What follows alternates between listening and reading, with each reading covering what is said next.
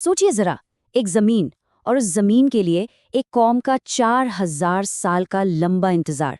आज हम उसी अविश्वसनीय सफर की कहानी में उतरेंगे। एक ऐसा सफर जिसने एक प्राचीन रिश्ते को आज के मॉडर्न नेशन इजराइल में बदल दिया। तो सवाल यही उठता है, आखिर क्यों एक जमीन के लिए 4000 साल का संघर्ष? इसकी वजह क्या है? ऐसा क्या खास है इस जमीन में कि इसने सदियों के निर्वासन, जुल्म और संघर्ष को हवा दी? चलिए इसी सवाल के जवाब को टटोलते हैं। तो ये सफर, जैसा हम देख सकते हैं, बहुत लंबा है। इसकी शुरुआत होती है करीब 4000 साल पहले एक वादे से। फिर कहानी आगे बढ़ती है लगभग 3300 साल पहले मिस्र से एक बहुत बड़े पलायन यानी एक्सोडस की तरफ। इसके बाद आता है तकरीबन 2000 साल का दौर, जिसे डायस्पोरा कहते हैं, जब ये लोग पूरी दुनिया में बिखर गए। और फिर 1948 में एक आधुनिक राष्ट्र का जन्म होता है। तो चलिए कहानी को एकदम शुरुआत से शुरू करते हैं। आज से लगभग 4000 साल पहले जगह थी मेसोपोटामिया। यहाँ हमारी मुलाकात होती है एक ऐसे शख्स से जिसने इतिहास का रुख ही मोड़ दिया, हजरत इब्राहिम। अब धार्मिक ग्रंथों के मुताबिक इब्राहिम को ईश्वर से एक हुक्म मिला।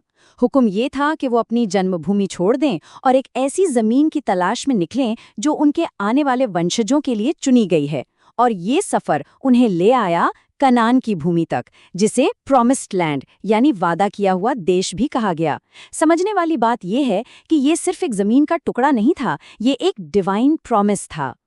अच्छा, अब यहाँ एक दिलचस्प मोड़ आता है कि कैसे इब्राहिम के वंशज एक राष्ट्र की नींव बने। देखिए, उनके पोते थे याकूब, जिन्हें इज़राइल के नाम से भी जाना जाता है। उनके हुए 12 बेटे, और इन्हीं 12 बेटों से आगे चलकर यहूदी समाज के 12 मजबूत कबीले बने। इन्हीं कबीलों ने इस जमीन पर अपनी पकड़ मजबूत की और उनकी आबादी खूब तेजी से बढ़ने लगी। लेकिन फिर कुदरत ने करवट बदली। एक ऐसा भयानक अकाल पड़ा कि वो हरी भरी जमीन रेगिस्तान बन गई। अब भुखमरी से बचने का एक ही रास्ता था, अपनी उस पवित्र मिट्टी को छोड़ना। तो ये सारे कबीले उस वक्त के सबसे अमीर और ताकतवर देश मिस्र की तरफ चले गए। पर उन्हें क्या पता था कि वहां उनके नसीब में गुलामी लिखी है। तो चलिए अब कहानी के अगले अध्याय पर चलते हैं। ये वो दौर है जिसमें सदियों की गुलामी भी है, आज़ादी भी है, एक साम्राज्य का बनना भी है, और आखिर में पूरी दुनिया में बिखर जाना भी। तो हुआ ये कि मिस्र में इनकी बढ़ती आबादी को एक खतरे के तौर पर देखा गया, और फिरौन ने उन्हें गुलाम बना लिया। इसी जुल्म के दौर में हजरत मूसा सामने आए। उन्होंने फिरौन को सीधी चुनौती दी और अपने लोगों की आज़ादी मांगी। और फिर वो ऐतिहासिक पल आया जब लाल सागर 2 हिस्सों में बंट गया और ये लोग मिस्र की सेना से बच निकले। ये उनकी आज़ादी का सबसे बड़ा सिंबल बन गया। इसके बाद सिनाई पहाड़ पर मूसा को मिले 10 आदेश, जिन्होंने इन बिखरे हुए कबीलों को एक नेशन, एक राष्ट्र के तौर पर जोड़ दिया। अच्छा, तो मिस्र से लौटने के बाद भी मुश्किलें ख़त्म नहीं हुईं। अपनी ही ज़मीन पर दोबारा बसने के लिए इन्हें काफ़ी संघर्ष करना पड़ा, और इसी दौर में उभर कर आए राजा डेविड। उन्होंने एक बहुत बड़ा काम किया। सारे 12 कबीलों को एकजुट करके एक मजबूत राष्ट्र बनाया और यरूशलेम को जीतकर उसे अपनी पॉलिटिकल और स्पिरिचुअल कैपिटल यानी राजनीतिक और आध्यात्मिक राजधानी बना दिया। राजा डेविड के बाद आए उनके बेटे राजा सोलोमन, और उनके दौर को इज़राइल का गोल्डन एज माना जाता है। उन्होंने ही यरूशलेम में पहले भव्य मंदिर का निर्माण करवाया था। ये मंदिर सिर्फ एक इमारत नहीं थी, ये यहूदी धर्म, उनकी एकता और उनकी पहचान का सबसे बड़ा सेंटर था। आप कह सकते हैं कि ये उनकी रूह का मरकज़ था। लेकिन ये सुनहरा दौर ज्यादा लंबा नहीं चला। 586 BCE में बेबीलोन की सेना ने यरूशलेम को तहस नहस कर दिया और उस पहले मंदिर को जलाकर राख कर दिया। लगभग 70 साल बाद फारसी साम्राज्य ने उन्हें वापस आने और मंदिर को दोबारा बनाने की इजाजत तो दी, लेकिन फिर 70 CE में रोमन साम्राज्य ने दूसरे मंदिर को भी तबाह कर दिया और यहूदी एक बार फिर बेघर हो गए। और इसी दूसरे मंदिर की तबाही के बाद शुरू हुआ भटकाव का वो लंबा दौर जिसे डायस्पोरा कहते हैं।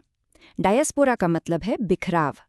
अपनी जान बचाने के लिए ये लोग दुनिया के कोने कोने में बिखर तो गए, लेकिन उनका दिल, उनकी दुआएं सब हमेशा यरूशलेम से ही जुड़ी रहीं। तो अब बात करते हैं उस लंबे निर्वासन की और एक ऐसे मॉडर्न मूवमेंट के जन्म की जिसका मकसद था अपनी उस खोई हुई मातृभूमि को वापस पाना। ये जो निर्वासन का जीवन था, ये सदियों के दर्द और जुल्म की कहानी है। क्रिश्चियन यूरोप में उन्हें हमेशा बाहरी समझा गया, समाज से अलग थलग रखा गया और अक्सर उन पर हमले हुए। उन्हें अपनी पहचान बताने के लिए पीले बैज जैसे अपमानजनक निशान तक पहनने पर मजबूर किया गया। हाँ, कुछ समय के लिए शुरुआती इस्लामी खिलाफतों में थोड़ी राहत जरूर मिली, लेकिन फिर क्रिश्चियन क्रूसेड्स यानी धर्म युद्धों ने नया कहर बरपाया। ये ना खत्म होने वाले जुल्म का एक साइकिल सा बन गया था। यूरोप में लगातार हो रहे इस जुल्म और बेइज्जती से तंग आकर 19वीं सदी के आखिर में एक नया ख्याल पैदा हुआ। थियोडोर हर्जल नाम के एक पत्रकार ने ज़ायोनी आंदोलन यानी ज़ायोनिस्ट मूवमेंट की शुरुआत की। उनका मानना बिल्कुल साफ था कि यहूदियों को इज्जत और सुरक्षा तभी मिल सकती है जब उनका अपना एक आज़ाद मुल्क हो। इस आंदोलन को एक बहुत बड़ी पॉलिटिकल कामयाबी मिली फर्स्ट वर्ल्ड वॉर के दौरान। 1917 में ब्रिटिश सरकार ने बैल्फोर डिक्लेरेशन जारी किया, और ये बहुत बड़ी बात थी क्योंकि इतिहास में पहली बार किसी बड़ी वर्ल्ड पावर ने फिलिस्तीन में यहूदियों के लिए एक नेशनल होम बनाने का ऑफिशियल वादा किया था। और अब हम आते हैं 20वीं सदी में, एक ऐसा दौर जिसमें एक तरफ भयानक तबाही थी और दूसरी तरफ एक नए राष्ट्र के जन्म का मजबूत इरादा। सेकेंड वर्ल्ड वॉर और इतिहास का सबसे काला पन्ना, द हॉलोकॉस्ट। हिटलर की नाजी सेना ने एक सोची समझी साजिश के तहत 60 लाख यहूदियों का कत्लेआम किया। इस भयानक तबाही के बाद एक बात बिल्कुल शीशे की तरह साफ हो गई कि अपनी सुरक्षा के लिए यहूदियों को अपना खुद का एक देश चाहिए। ये अब कोई ख्वाब नहीं था, ये जिंदा रहने की जरूरत बन चुका था। और फिर सदियों के इंतजार, भटकाव और संघर्ष के बाद वो तारीख आई, 14 मई 1948। यूनाइटेड नेशंस के पार्टीशन प्लान के आधार पर इजराइल ने अपनी आज़ादी का ऐलान कर दिया। आखिरकार यहूदी लोगों को अपना देश मिल गया था। लेकिन आज़ादी का जश्न एक दिन भी नहीं चला। अगले ही दिन इस नए नवेरे देश को अपने वजूद की लड़ाई लड़नी पड़ी। मिस्र, जॉर्डन, सीरिया, लेबनान और इराक, इन 5 अरब देशों की फौजों ने एक साथ मिलकर इजराइल पर हमला बोल दिया। अब ये जो 1948 की जंग थी, इसे 2 बिल्कुल अलग-अलग नज़रियों से देखा जाता है। इजराइल के लिए ये वॉर ऑफ इंडिपेंडेंस यानी स्वतंत्रता संग्राम था, अपने वजूद को बचाने के लिए एक चमत्कारी जीत। वहीं दूसरी तरफ फिलिस्तीनियों के लिए ये नक्बा था, यानी महाविनाश, जिसमें 7 लाख से भी ज्यादा लोग अपने ही घरों से बेघर हो गए। और यहीं से हम आज के दौर में पहुंचते हैं, एक ऐसा वर्तमान जो अभी तक सुलझ नहीं पाया है, जहां इजराइल ने खुद को एक ताकतवर मुल्क तो बना लिया है, लेकिन संघर्ष आज भी कायम है। आज का इजराइल एक बहुत ताकतवर देश है, खासकर अपनी मिलिट्री और टेक्नोलॉजी की वजह से। मोसाद जैसी वर्ल्ड फेमस खुफिया एजेंसी, आयरन डोम जैसा एडवांस मिसाइल डिफेंस सिस्टम और हर नागरिक के लिए मिलिट्री सर्विस का अनिवार्य होना, ये सब उसकी सेल्फ रिलायंस यानी आत्मनिर्भरता की निशानी है। उन्होंने तो रेगिस्तान में खेती करके भी दिखा दिया। लेकिन इस ताकत को बनाए रखने के लिए लगातार चौकन्ना रहना पड़ता है, और देश आज भी अंदरूनी और बाहरी दोनों तरह की चुनौतियों से घिरा हुआ है। तो 4000 साल की इस लंबे और पेचीदा सफर के बाद हम एक सवाल पर आकर रुकते हैं कि इस पवित्र जमीन और यहाँ रहने वाले सभी लोगों का भविष्य क्या होगा? ये एक ऐसा सवाल है जिसका जवाब शायद इतिहास खुद अभी लिख रहा है।